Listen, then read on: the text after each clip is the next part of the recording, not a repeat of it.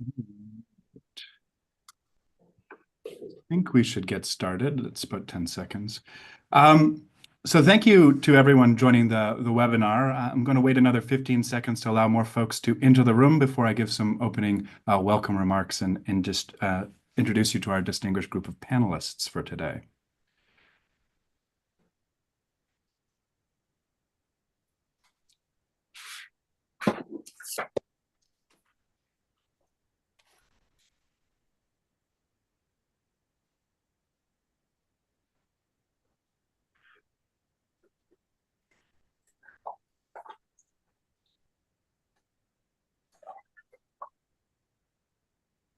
All right. So welcome everyone to today's online book discussion on Powering Affected Interests, Democratic Inclusion in a Globalized World, hosted by the Ash Center for Democratic Governance and Innovation. My name is Sean Gray, and I'm an assistant professor, political science at Memorial University of Newfoundland in Canada. And I'll begin with a few announcements before I introduce today's topic and our distinguished group of panelists. First, the Ash Center acknowledges the land on which Harvard University sits is the traditional territory of the Massachusetts people. We also recognize the continuing presence of the neighboring Wampanoag and Nipmuc nations. And second, today's discussion is being recorded. You will receive a link to that recording in an email following the conclusion of this event, and you will also be able to find it on the Ash Center's YouTube channel. We at the Ash Center will reserve ample time to respond to questions from you in the audience, and you can submit your questions anytime via the Q&A button at the bottom of your screen. So let me now turn to introducing the book, Empowering Affected Interests. And what I want to say is unique about Empowering Affected Interests as an edited volume, distinct from other edited volumes, is its ambition.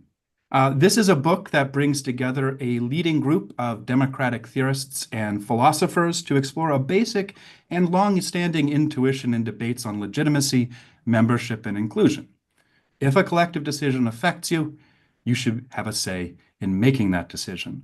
Yet when you pause to think about it, the implications of this so-called all-affected principle are fairly radical and far-reaching. From climate change to trade to elections in powerful states, globalization means that decisions made in one place can impact the lives and livelihoods of millions elsewhere, generating legitimate demands for democratic inclusion. Yet the dominant response to globalization hasn't been to expand democracy across borders, but rather to retreat, to raise drawbridges and reassert the privileges of national citizenship and state sovereignty, rather than confronting the difficult question of what we owe distant others in an interconnected and globalized world. As everyone is aware, democratic norms and principles seem to be in retreat everywhere, not just in the United States, but also in Europe, Asia, and beyond. And I hope that today's discussion will help us to think through these tensions while also highlighting some of the resources that our edited volume offers for those looking to revitalize the democratic project going forward. Now, with that framing out of the way, I'd like to welcome and introduce the panelists for today's discussion, each of whom has contributed to the volume. And so I'm delighted today to be in conversation with my colleagues, Archon Fung, Carol Gould, Emma Saunders-Hastings, and Mark Warren. Just by way of introduction, Archon Fung is the Winthrop Laughlin McCormick Professor of Citizenship and Self-Government and Director of the Ash Center for Democratic Governance and Innovation at the Harvard Kennedy School. Carol C. Gould is Distinguished Professor of Philosophy at Hunter College and Director of the Center for Global Ethics and Politics at the Ralph Bunche Institute for International Studies at the City University of New York. Emma Saunders-Hastings is an Associate Professor of Political Science at Ohio State University, and Mark Warren is a Professor of Political Science Emeritus and Harold Dory Merrilees Chair in the Study of Democracy Emeritus at the University of British Columbia in Canada. So I'm going to first turn to the panelists to respond to a few opening questions I have prepared. Then we're going to begin to construct a conversation that hopefully evolves to take on board some audience questions as well. And to, I think, open the panel, I want to start basically with the basics. How would each of you very quickly define the all-affected principle, recognizing that there are very different definitions and a lot of contested terrain there, and why do these definitions matter? And maybe we'll start with Archon, since he's on my right.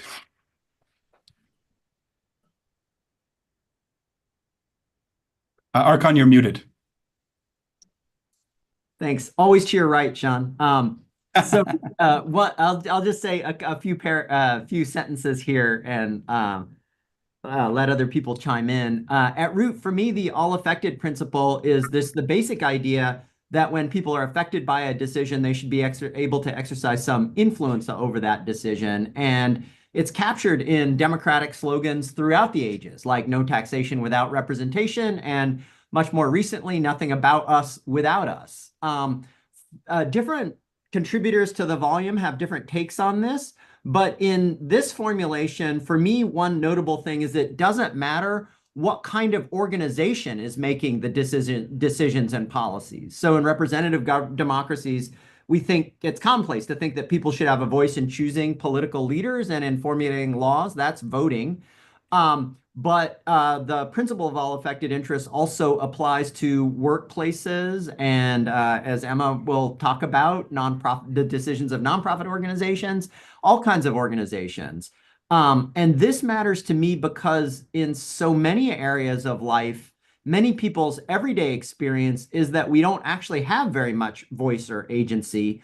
And the all affected principle offers one vantage point, one beginning point for reasoning to critique that reality. Elizabeth Anderson reports that about 1 out of every 4 Americans feel like their workplace is a dictatorship. And we spend, I think, more people, the decisions at work affect our lives more than government decisions, oftentimes. And so it offers a way of kind of grappling with that reality and saying, hey, maybe that's not right. So that last remark about workplace democracy reminds me of Carol's wonderful contribution to the volume about labor rights. So Carol, maybe we can get you to weigh in on this as well. Okay. Well, I basically agree with everything that Archon said. So this is going to be harmonious. But I think that, yeah, the all affected principle certainly applies in workplaces where where workers tend to lack power and of course have a basic stand of inequality with those who own and control capital. And that's one of the leading contemporary issues that could be aided with an appeal to the all affected principle. But I actually think that the all affected principle comes into its own not only or not even mainly in those cases where people are members of an institution or of an association having equal standing as they do supposedly, or they used to have within nation states. But it is especially responsive to the situation under globalization, where decisions made by powerful actors like corporations, like nation states here, have impacts around the world and on people widely situated. So in that context, I've argued that we need to take seriously the impacts of decisions on distantly situated people. And in particular, it's not enough to imagine the impacts, but we need to hear from them. But the world so far isn't really set up with many mechanisms for giving them a say. So that's one of the issues that I think needs to be addressed in our discussion. And of course, it can't only be any interest, but fundamental interests. And in particular, I would suggest that when people's possibilities of realizing their human rights, including subsistence rights and security and even liberty, are affected, that we need to hear from them and consider them in our decision making. Yeah, thanks. Emma and Mark? Go ahead. I agree with everything that's been said. I think I didn't invent the all affected principle, so I won't try to redefine it. I think Archon and Carol have captured how it's usually used. I'll just underline something they said to clear up one way that I think the principle gets misunderstood. So what the all affected principle calls for, as I understand it, is to enfranchise the people who have interests affected by a decision. So sometimes I hear it described as a principle to consider all the interests affected by a decision. And if you go that route, that makes the all affected principle something closer to a principle of justice, that everyone is entitled to consideration when when their interests are affected. I think what makes the principle a distinctively democratic principle is that it calls for more than that. It calls for giving them influence or a say, as Archon and Carroll both stressed.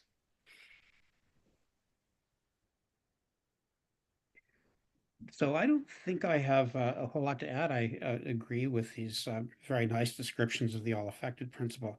I think the only thing I might elaborate on a little bit is, the all-affected principle is about, having a say or having some influence when your kind of essential interests are affected, as Carol mentioned. I would specify these a little bit more closely, following Irish Young as self-development and self-determination. And when you do that, I think one of the interesting things is that the all-affected principle moves us closer to a very generic idea of democracy as self-government. When you think about, why people like democracy, it's about having some say over things that affect you, having some say over your future, not being arbitrarily jerked around by forces that you don't, have any impact over or say in. And as we think about, this actually goes back to a point that Archon made, so we think about organizations and institutions that might track the all-affected principle. We also need to think about democracy, I think, in this very generic way as self-government within the context of codependence and co-vulnerability, right? Within the context of being entangled in, that's a negative way of putting it, but being entangled within huge numbers of things that determine how our lives work out. So I hear in your remarks, Mark, and I heard also in some of the Carol's remarks, some questions about feasibility and institutions. And I know that this was one of the motivations for Archon and I bringing together scholars for writing this book. So I'm going to ask the panel, right? The all-affected principle sounds intuitive, but in practice, right, it raises these difficult questions about feasibility, legitimacy, and institutionalization. And I'm curious then, for each of you, what are the hardest trade-offs involved in applying such a demanding principle? And maybe we'll start in reverse order this time with Emma, because you're on my far right.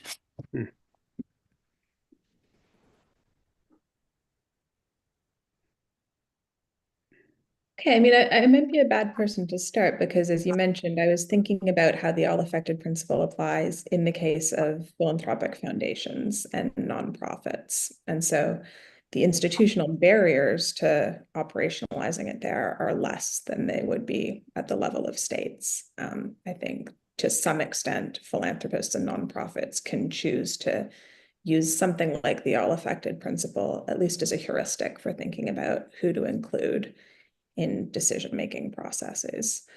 I think the trade-off for them is to do with what I mentioned a minute ago between judgments about what would benefit someone the most versus giving someone control over their own decision-making.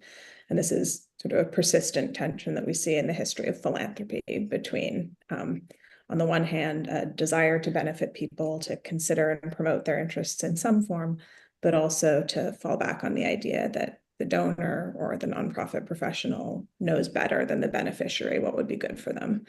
And so in that sense, I think the all-affected principle sort of pushes against pretty ingrained habits in the philanthropy world.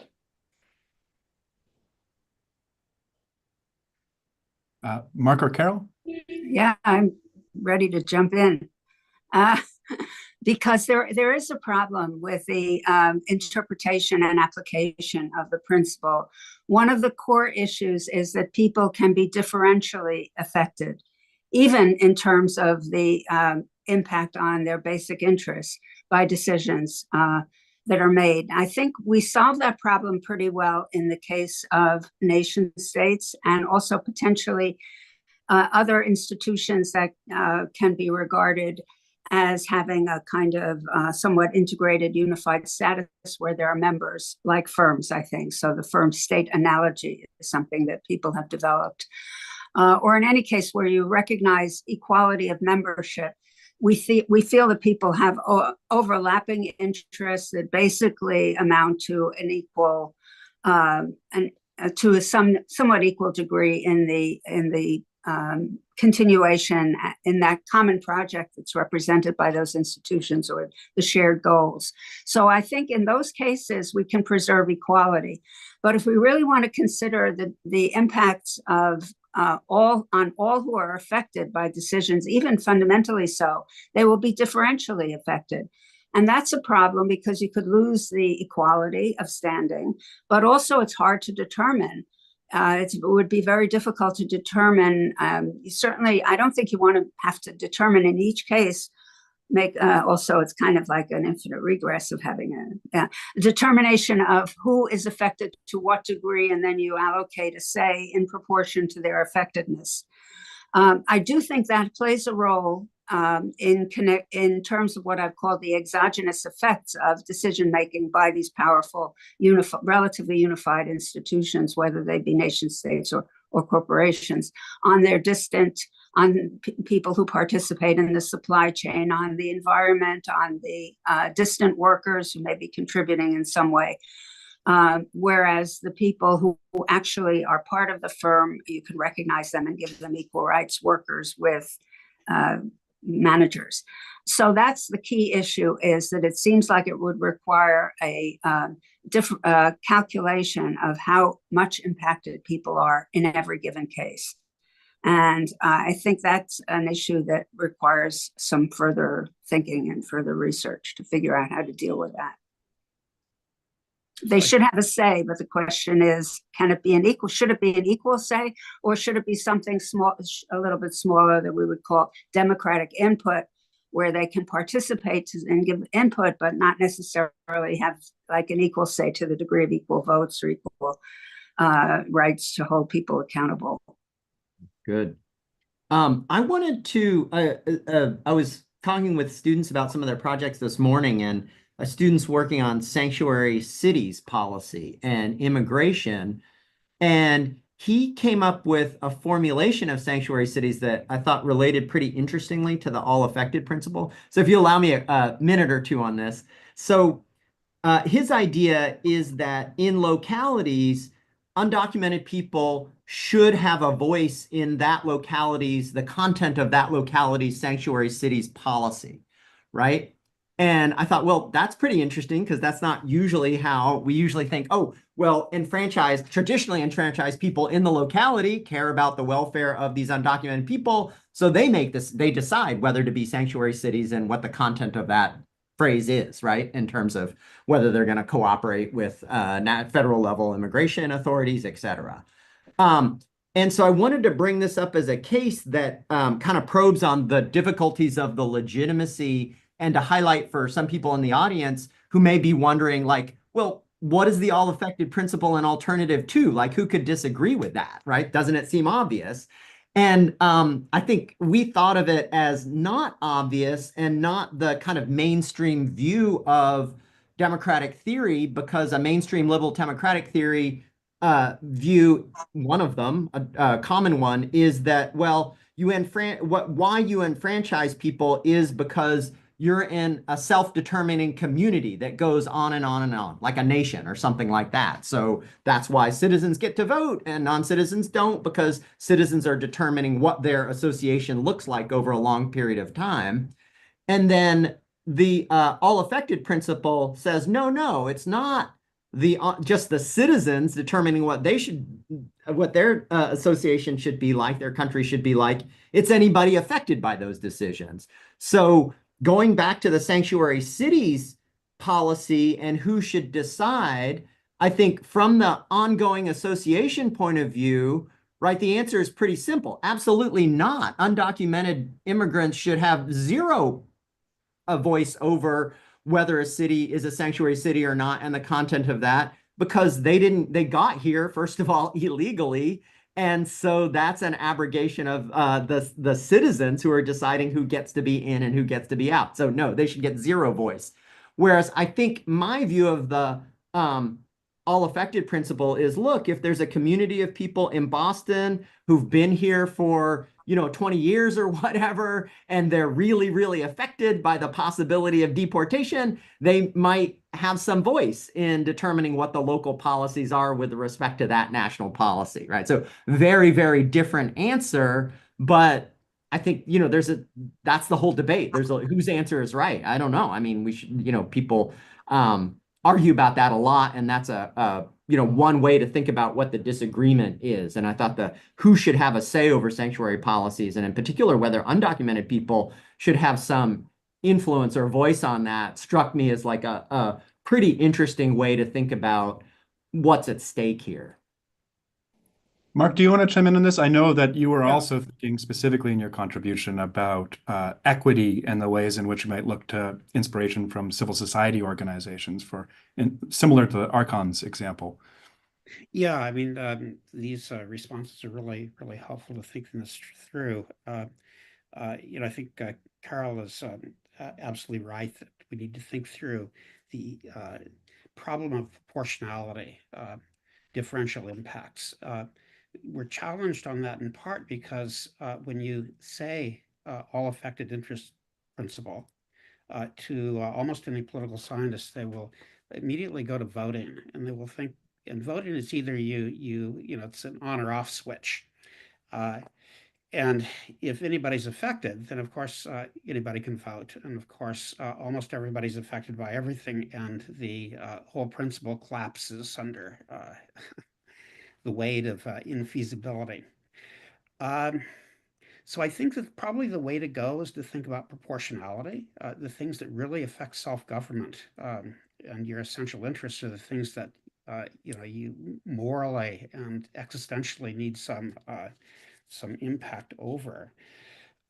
So one of the ways that I've tried to think about this is to think about some democratic principles as principles of equality. Equal rights, equal political rights, and so on and so forth, and equal entitlements to, say, welfare things. But to think about the all-affected principle more in terms of equity. And here I kind of go low. I look for examples of places that we already sort these things out and distribute entitlements or the benefits of entitlements on the basis of equity and not equality. And then all sorts of examples pop up. So in Canada, theoretically, we have equal entitlement to healthcare. So our demand is equal. These are codified rights, and so on. But we don't treat everyone for cancer. We only treat people for cancer when they need treatment for cancer, or we only provide public schooling to parents and children who are when children are school age, and so on and so forth. So we're always handing things out on a proportional effectiveness basis.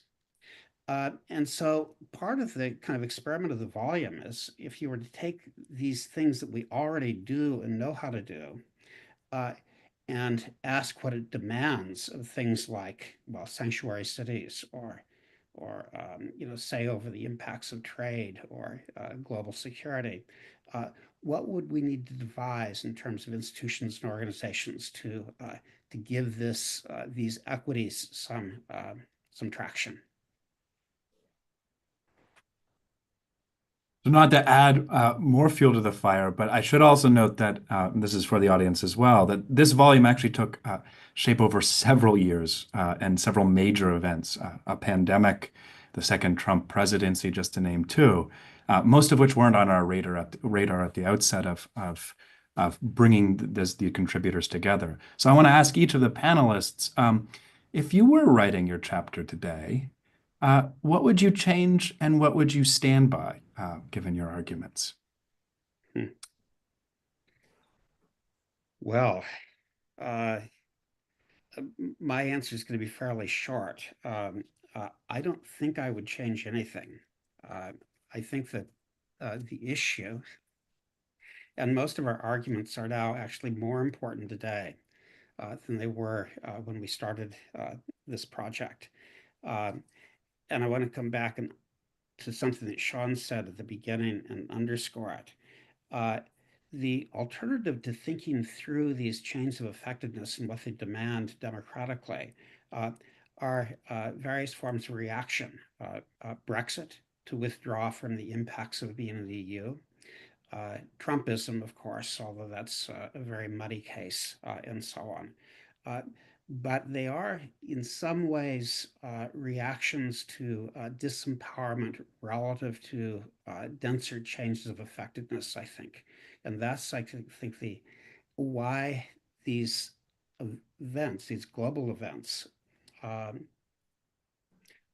make what we're doing and thinking, I think, still, I think it's still vanguard stuff. Carol or Emma? Yeah, okay, if it's okay, Emma, if you wanted to. I don't want to jump in, but yeah, well, I'm tempted by the same answer. It's all the more relevant, but maybe there would be a few additions.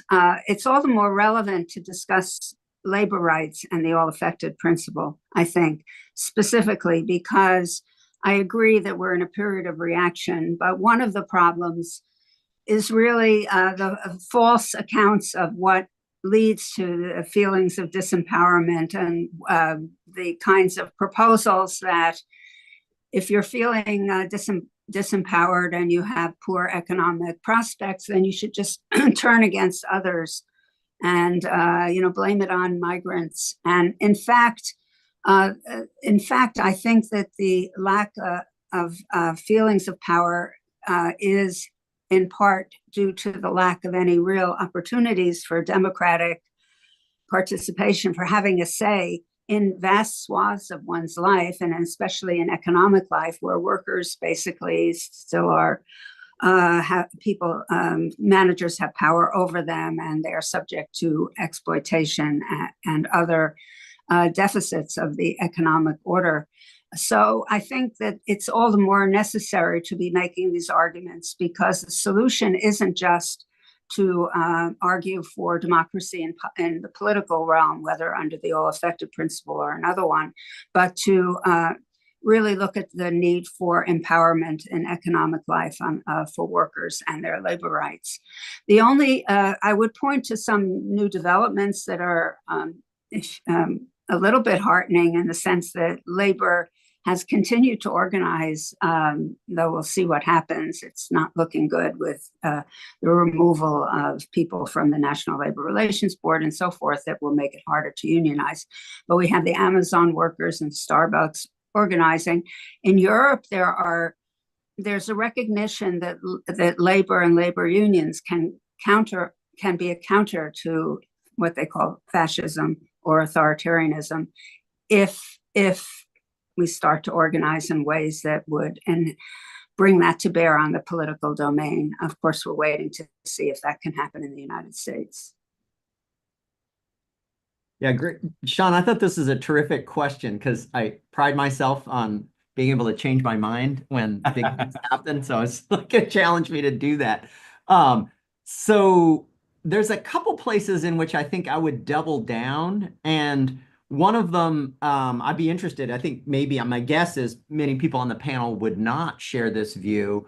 So the pandemic actually strengthened my commitment to the all-affected principle because I think pandemic policy went in the opposite direction with a deference, especially to public health expertise.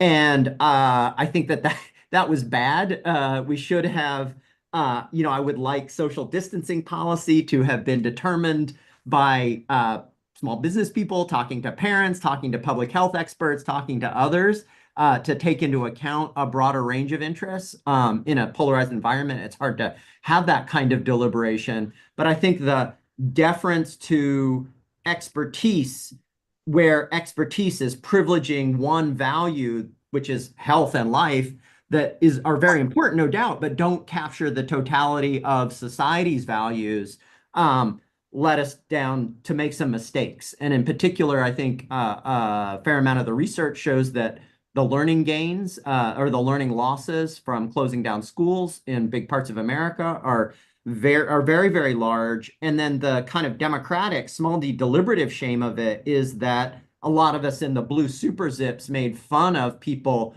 who were saying, oh, maybe we should protect the old people, but open up schools a little bit more because kids are less vulnerable. We made fun of them as hating life and not following the science. And I think that was a mistake. And I think the all affected principle would have served us maybe a little bit better in that episode and that trauma.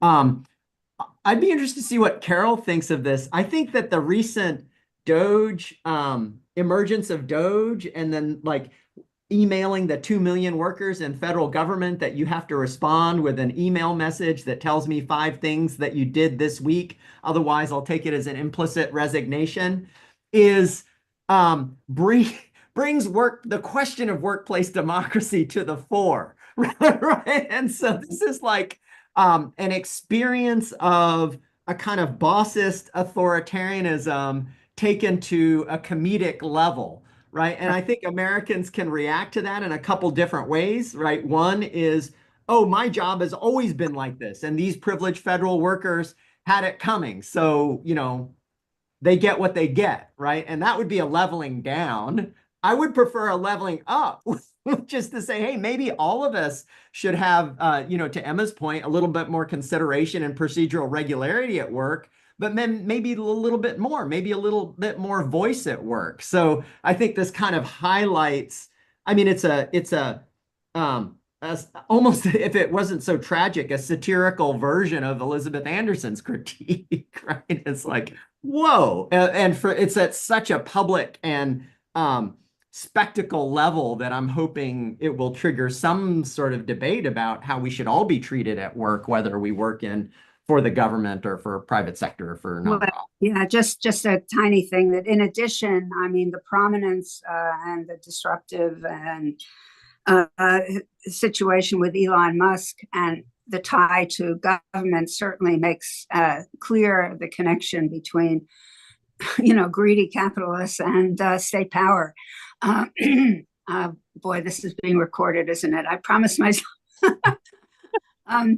But just one little note on the pandemic. I think whatever apart from your own point, I mean, the very existence of the pandemic brings to mind the importance of this consideration of distant impacts and the interconnectedness of the world that you know has to reinforce our commitment to take this seriously going forward and take all affected interests, and because our own are affected by what happens elsewhere so much. Yeah, definitely. You know, Sean, I was thinking like, well, what have I changed my mind about since all these big, huge things have happened?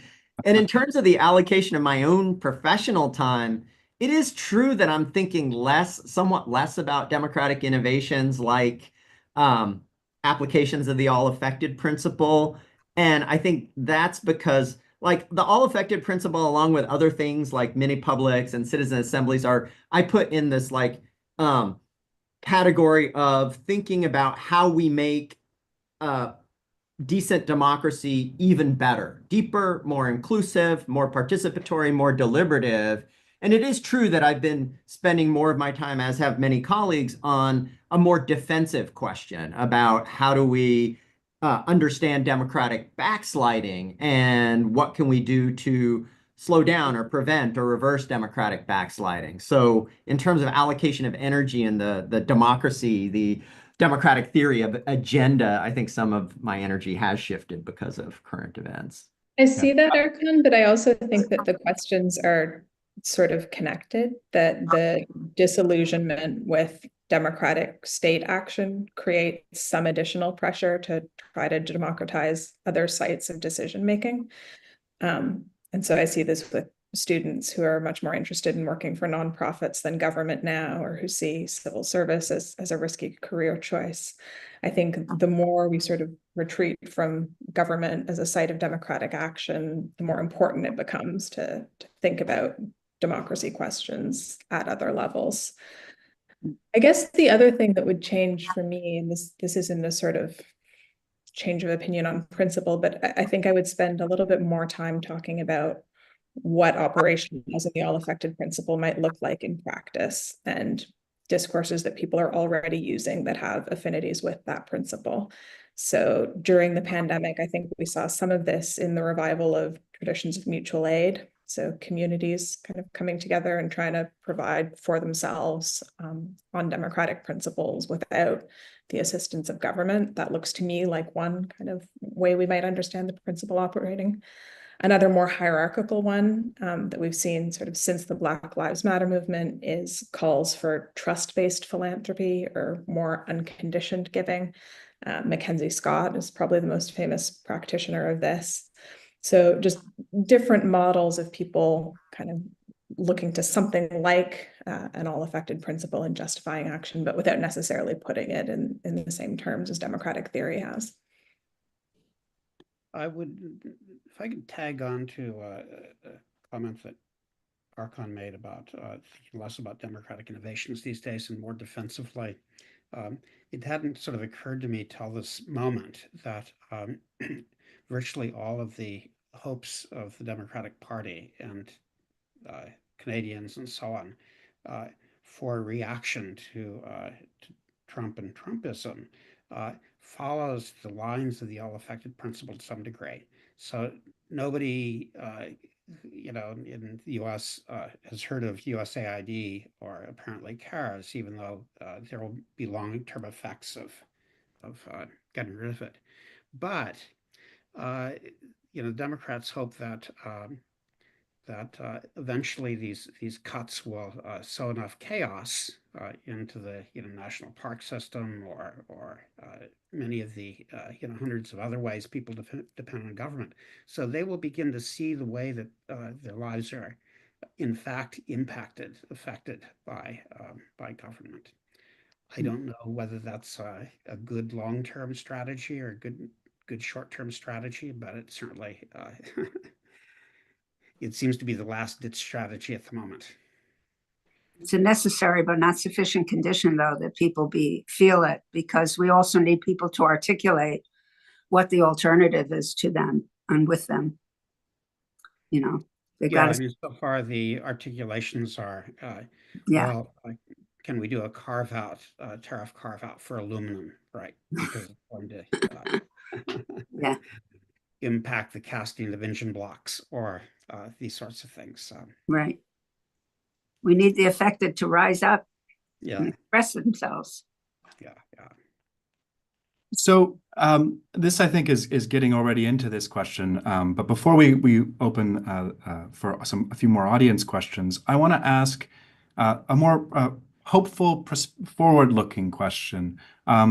If we were to convene again in a decade, what new challenges do you think would reshape the debate over democratic inclusion in the all affected principle? We've talked about being in a defensive posture, defending citizenship, deep concern about democratic backsliding and so on. But what new challenges do you think the all affected principle is going to apply in 10 years from now?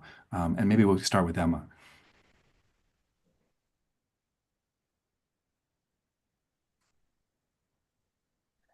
I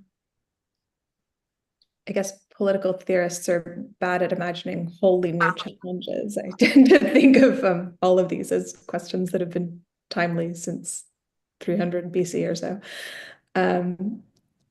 I guess things that I think we could spend more time on in the book than we did.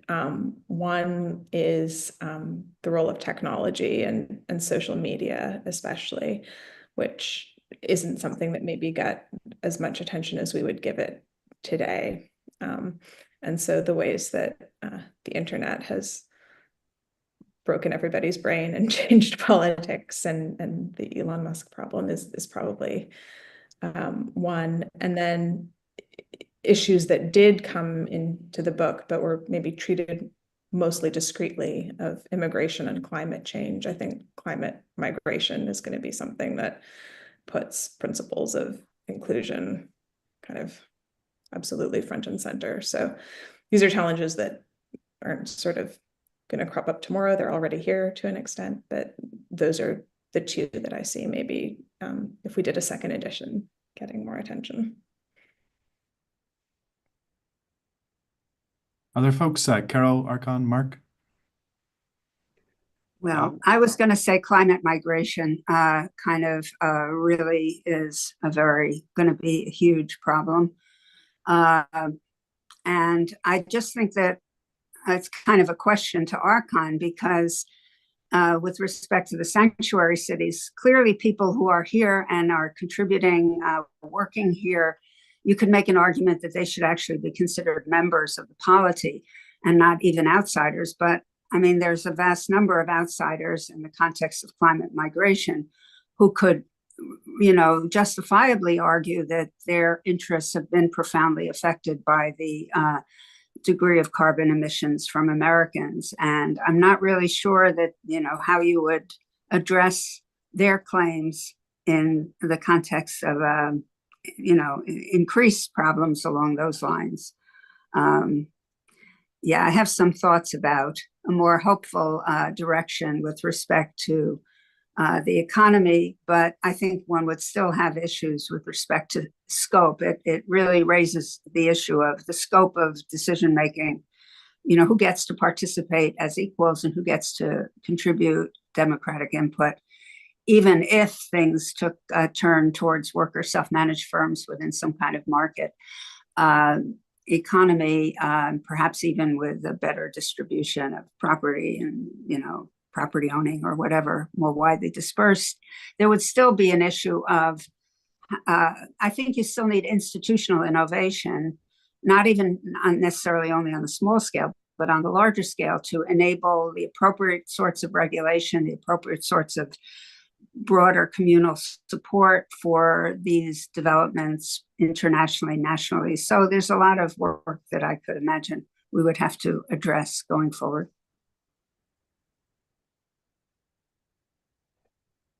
I don't have a lot to add to this. I mean, I do think that the things that we now see as challenges will be in a decade full-blown crises, climate change, climate refugees, and so on and so forth. So I don't have a lot to add there.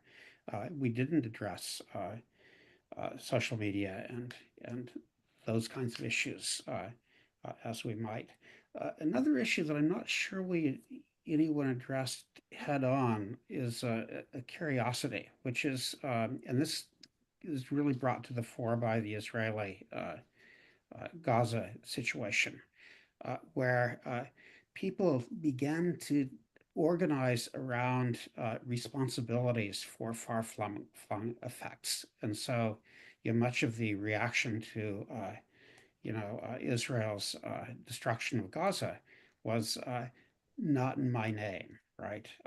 I'm paid money, I'm paying taxes.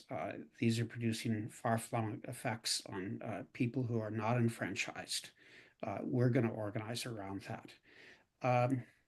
So, I don't have much more to say about that. It's just interesting that as things globalize, it's not just the globalization of markets, trade, security, and so on and so forth, but there's a moralization of, a globalization of, I guess, moral accountability in ways that, they're not great places for that to land.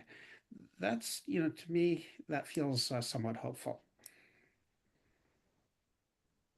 Yes, Yeah. that also raises the question of whether feeling implicated in an injustice or wrong Yes. counts as a fundamental interest of the kind that deserves enfranchisement. Yeah, I mean, I feel, a little bit guilty about the cobalt embedded in my iPhone. That's I don't know if it's a trivial example or not. Maybe it's not, but there is we do see moral bankruptcy. I think especially in the right and the far right, but we also see moral growth, and we don't want to miss the organizational possibilities of that. Yeah. Carol, I don't have an answer. I mean, I think the problem is correctly stated. Like many generations, including the current one in the global north, are imposing extreme climate costs on people in the global south who lack voice over that they're being affected over by these decisions, but lack voice. And we're getting, seems like we're getting further away from a mechanism that could provide either a justice or a democracy kind of redress to that. I think people are absolutely right to point out climate migration. I wanted to look a little bit to the near future, to Sean's on one issue which I think will tend toward the all affected principle, and two issues in which I think there's a branching point, and it's a kind of social choice. One is climate adaptation. So every community around the globe is going to have to make 1,000 little decisions about how to manage climate change as it affects us. A friend of mine was doing some interviews with people at Massachusetts General Hospital about their climate management, and it's amazing. They're like making all of their all of their rooms double capacity because they know they'll have to take more patients from other hospitals that haven't prepared. They're clearing all of the critical infrastructure off the first floor to move it higher. And amazingly, my friend reports they're prepared to receive patients by boat on the second floor, right? So like there's 1,000 little decisions that even, organizations have to make. And there's going to be conflicts, NIMBY conflicts, other kinds of conflicts. And I think the all affected principle here, not being affected by climate, but being affected by the policies of climate mitigation, will require local institutions that are capable of incorporating a lot of effectiveness. And so I think we definitely are heading there. I think climate mitigation, as distinct from adaptation, that is, what are we going to do to reduce the amount of carbon? And oftentimes that has to do with big projects. That's a choice, right? So you have people like Ezra Klein and others arguing for the problem we're not able to mitigate is there's too much localism, and the affected interests get too much voice, and they're stopping all of this stuff. And that's why we can't build windmills and solar farms. And so we have to, I mean, he would never say this, but I think I kind of caricature the argument as an argument for a climate authoritarianism. We need an authoritarian who's very dedicated to greenness, and they've got to flatten out local decision making and voice in order to get these projects done. That's not my view. I think that there's a more small d democratic pathway that would be far more preferable, but that is a choice there about whether we're going to do mitigation in a relatively more authoritarian way or a relatively more voiceful way. And then the work question, I get kind of combine that with changing technologies. And here I'm thinking about AI and gigification. And I don't know where that goes. I think that's a social and political economic choice, right? These technologies could be folded into work in ways that empower workers and make us get to more productivity through collaboration and voice, or it could strengthen, forms of surveillance and control at the workplace, which would go obviously the other direction from workplace democracy. Yeah, that would be a good theme for the next volume to consider. That path, that choice. That's fabulous. So I do want to make a little bit of time for some questions from the audience. So I'm going to turn now to a few questions. We won't have time for all of them, unfortunately, and forgive me if I do some paraphrasing. So we've got a couple of different questions, again, on putting pressure on that institutionalization. I think because it's folks trying to get a sense of what this principle is really committing us to.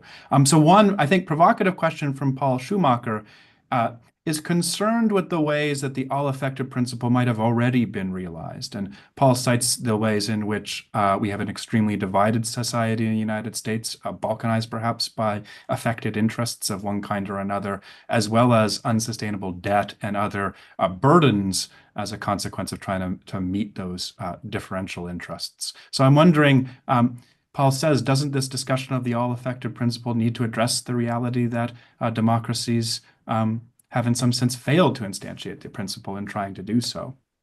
And maybe we can get some reactions from all of you or some of you to that question.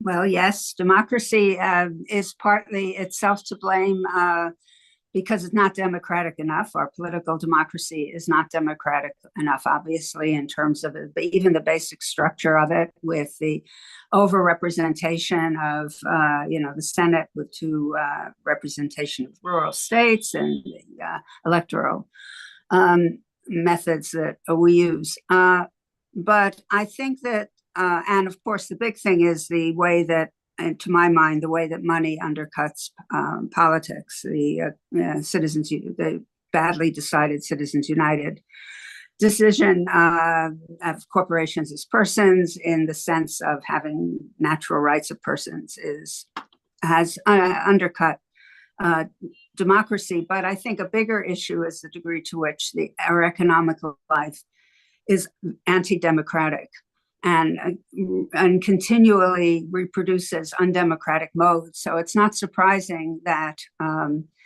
that undercuts our political democracy to the degree that it represents self-rule or as an ideal, because every day people are subjected to the decisions of others rather than having a chance to participate with others in making those decisions at work. Can I jump in on this one? Please, Mark. Yeah. Yeah, so a great question. I think what we have is that a situation which well-organized interests do very well, and they tend to focus on things that where the the benefits are targeted, the costs are diffuse. I mean, these are organized interests tend to take advantage of weaknesses of collective action and the provision of public goods.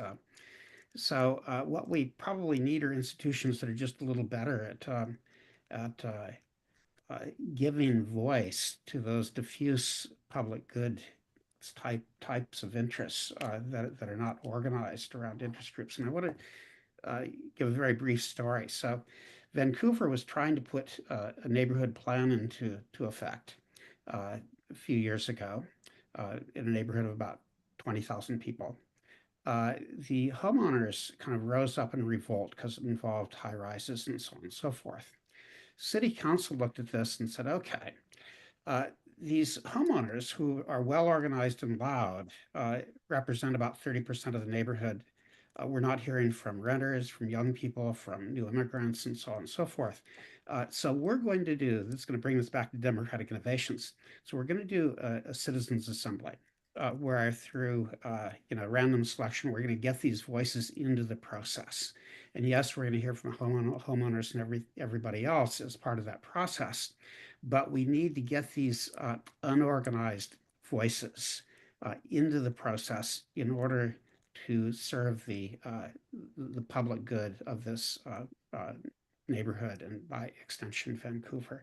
So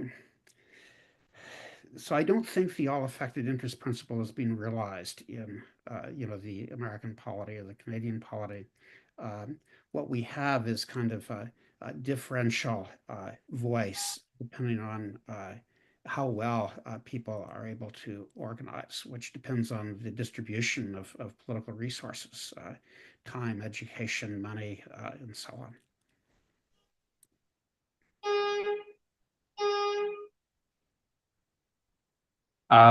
Okay, so another question comes to us from Catherine McCoy. And Catherine is interested, I think, in the ways in which the all-affected principle might shift discussions of inclusion to constituencies like children. We've already talked about workplaces, but other constituencies that are some folks who are differently abled, and help us to reimagine other kinds of empowerments for these constituencies. And I wonder if folks had thoughts about that. Well, I don't want to monopolize, but this is a great question because the people who are included mostly now are people who are adults, have other attributes that make them into citizens, and the decisions that we make affect not just children, but future generations, plants and animals, the environment, all sorts of constituencies that for various reasons aren't organized and don't have a voice, maybe because they don't speak. So we need to put some more effort into, maybe this would be the kind of decade from now, more effort into thinking about what the representational requirements of the all-affected principle are with respect to constituencies that may not, that will exist but don't exist now, or that do exist, but because they're plants, they don't organize and have voice.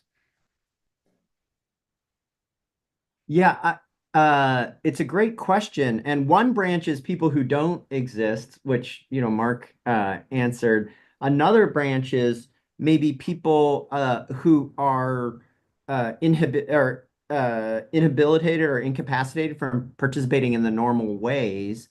And there, I think people interested in democratic innovation need to get creative about how to figure out what those people have to say and what kind of influence they want to have. So years ago, people in the audience might know, Lonnie Guarnier introduced me to the work of Augusto Boal, who is a Brazilian guy who created the theater of the oppressed. And he was thinking many people in Brazil, they don't express themselves in the graduate seminar kind of way. It's a lot easier for some people to express themselves through theater and drama and acting. And so his method was to create popular theater in which people could actually express their needs and interests and preferences, which I think is kind of a genius thing to do.